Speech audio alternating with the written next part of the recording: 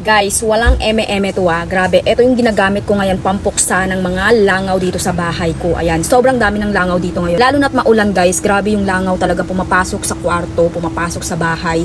Kahit meron kaming ganyan pagbukas mo ay talagang papasok din sila. Kaya naman, bumili ako nito. Grabe, napaka-safe nito, wala siyang amoy. And then yung formula niya, napaka-mild. Pero grabe kung makapatay ng langaw. Kahit malayo, kahit wala pang langaw dyan kapag nag-spray ka. Pero makikita mo na lang meron ng mga patay na langaw na nakalatag sa lapag. Okay, so ipapakita ko sa inyo ngayon kung paano siya gamitin.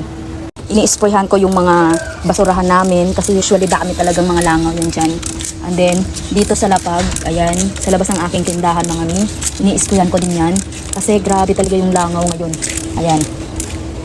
Hanggang dito, ayan, may mga langaw. Okay, so mamaya balikan natin kung ano ba ang epekto nitong spray na to para sa mga langaw. Ayan. So ayan mga mi, wala pang 10 minutes, deads na sila. Ayan, ayan, dalawa. And then meron pa dito. Okay, ayun. Kahit maliit mga mi, namamatay din. Oh, tingnan nyo. And then eto pa. Ayan. And then sa basurahan mga mi, marami dyan sa loob, tsaka nandun. Ayan. Kaya mga mi, kung gusto nyong madaming langaw dyan sa inyong bahay, huwag kayo gumamit nito. Grabe. Mga mi, ayan, available to sa ating yellow basket, kaya mag-check out na kayo.